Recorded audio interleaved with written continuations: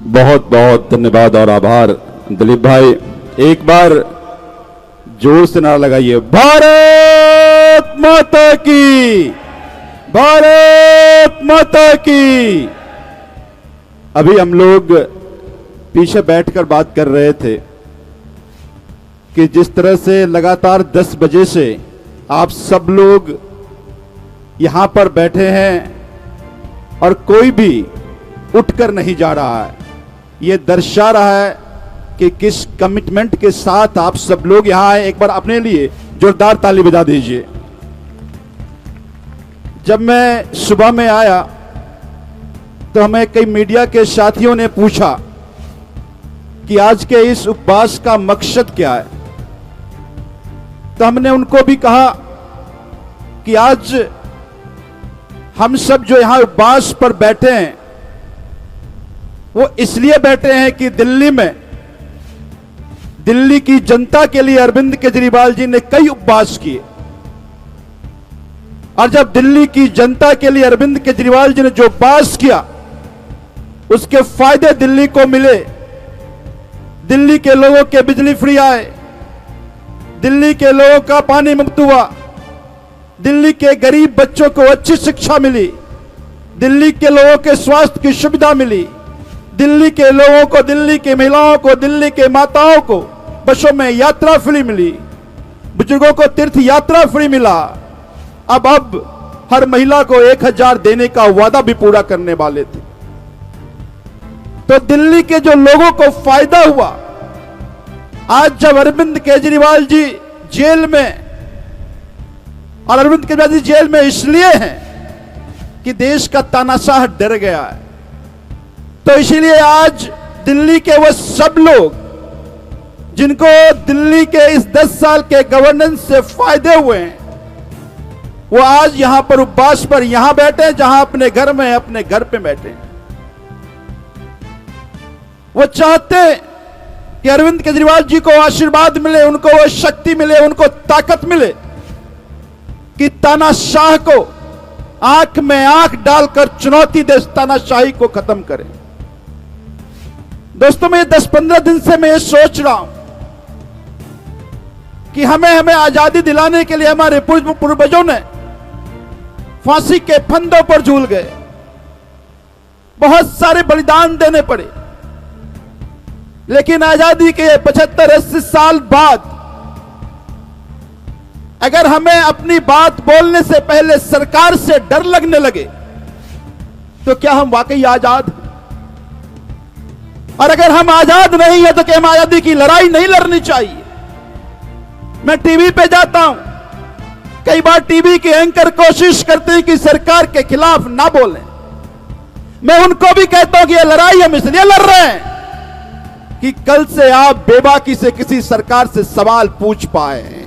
आज आप बेबाकी से सवाल नहीं पूछ पा रहे, तो कोई हम अपनी आजादी के लिए नहीं, हम उस टीवी के एंकर की आजादी के लिए भी अपनी ये संघर्ष कर रहे हैं, ये लड़ाई लड़ रहे हैं। मैं उस टीवी के एंकरों को भी कह देना चाहता हूं कि रास्ते दो ही हैं, या तो मर मर के मरो या लड़ के मरो। तो ये लड़ के मरने का वक्त आ गया है। अगर डर डर के बोलोगे तो फिर बोलने का मौका नहीं मिलेगा।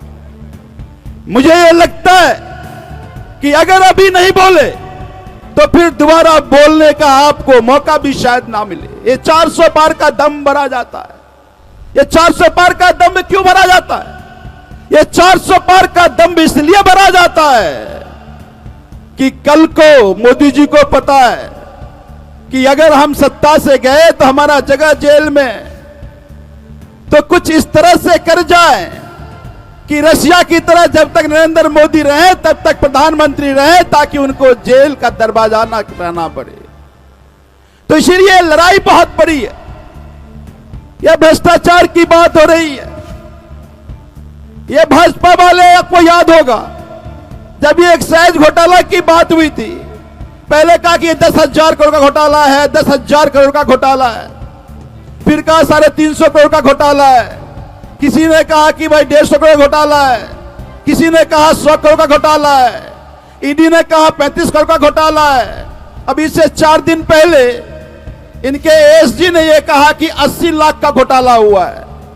और मजे की बात यह कह रहे वो जो घोटाला हुआ है वो पैसा खर्चा हो गया, इसलिए ट्रेल नहीं मिल रहा।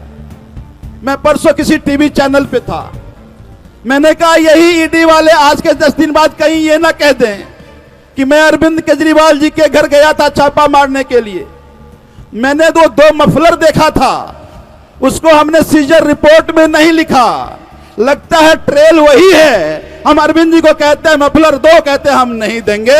वो जाके कोर्ट में कहे योर ऑनर वो मफलर दिला दो, ट्रेल हमें मिल जाएगा। ये मजाक बनाकर रखे हुए, क्या मजाक है ये?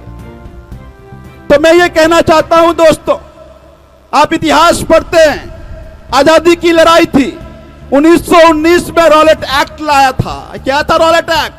यही तो था कि पुलिस को इतना असीमित पावर दे दो कि अगर कोई सरकार के खिलाफ बोले तो बिना सबूत के, बिना गवाह के उसको उठाकर जेल में बंद कर दो। तो अंग्रेज ने लाया था रॉलेट एक्ट और मोदी जी ने लाया पीएमएलए एक्ट। तो अंग्रेजों के उस रॉलेट एक्ट के खिलाफ गांधी जी ने आंदोलन किया था, अब ये मोदी जी के पीएमएलए एक्ट के खिलाफ अरविंद केजरीवाल आंदोलन कर रहे हैं। दोस्तों ये लड़ाई बहुत बड़ी है। हम ये जानते हैं, हम ये मानते हैं कि कई बार आपके जब दिन बुरे हो जाते हैं तो आपके कर्म बुरे हो जाते हैं। तो ये मोदी जी ने अरविंद केजरीवाल जी को जेल भेज करके अपने कर्म बुरे कर दिए।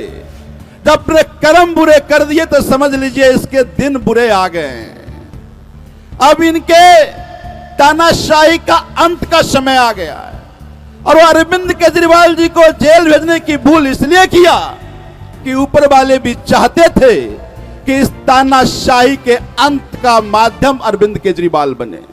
क्योंकि तुम तब हमारे जोन में आ गए हो, हमें हो सकता है कि तुम्हारे तरह राजनीति करने नहीं आता हो सकता है तुम्हारे तरह हमें धुट्टा नहीं आता हो, लेकिन हमें आंदोलन करना आता है, सड़कों पर डंडे खाने आते हैं। तो मोदी जी आपने अरविंद केजरीवाल को झूठे केस में फंसाकर जेल में इसलिए भेजा कि ऊपर वाले चाहते थे कि अरविंद केजरीवाल आपके तानाशाही को अंत करे।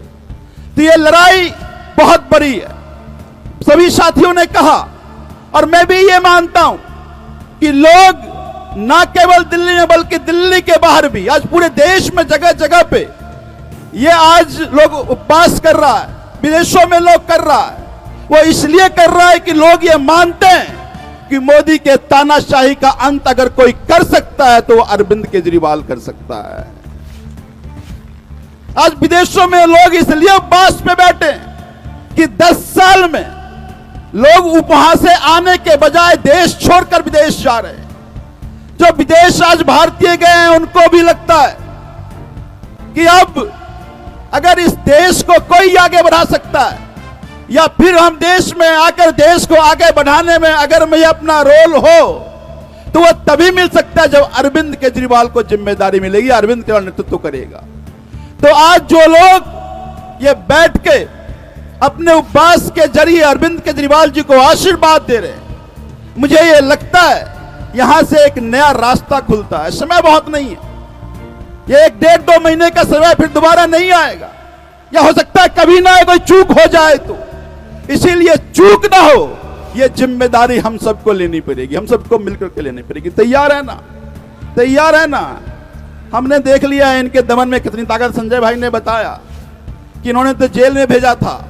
जब संजय भाई जब संसद में दहाड़ते थे तो उनके आवाज को बंद करने के लिए जेल में भेजा, लेकिन शेर को ज्यादा पिंजरे में आप बंद नहीं रख सकते। शेर जब पिंजरा तोड़कर आता है तो ज्यादा हिंसक होता है। आपने ये देख लिया जब उन्होंने अपने छूटकर जब आए थे, हिंसक किस तरह का मैं बताता हूं। जब छूटकर जब आए थे और जब अपने आईटीओ ऑफिस से उन्होंने दहाड़ा तो कई लोगों की नींद हराम हो गई। तो इसीलिए आप अपनी कोशिशें कर लो, तुम जितने कोशिशें करोगे यहां से उतनी मजबूती से दहाड़ा जाएगा। अब तुम एक अरविंद केजरीवाल को तो बंद कर दोगे, लेकिन अरविंद केजरीवाल के सोच को तुम खत्म नहीं कर सकते। तो इसीलिए साथियों, ये लड़ाई बहुत बड़ी है। अंत में इतना ही कहना चाहूंगा कि हम सब लोग अब ये प्रण लें कि ये एक एक दिन न केवल दिल्ली बल्कि पूरे देश में हमारा एक ही उद्देश्य है कि नरेंद्र मोदी के तानाशाही का अंत 2024 में करना है। तैयार है ना? तो एक बार जोर से बोल दीजिए, भारत माता की, भारत माता की, इनकलाब, इनकलाब। अरे दम है कितना दमन में तेरे, अरे दम है कितना दमन में तेरे, अरे जगह है कितना जेल में तेरे, अरे जगह है कितना जेल में तेरे। बहुत बहुत धन्यवाद।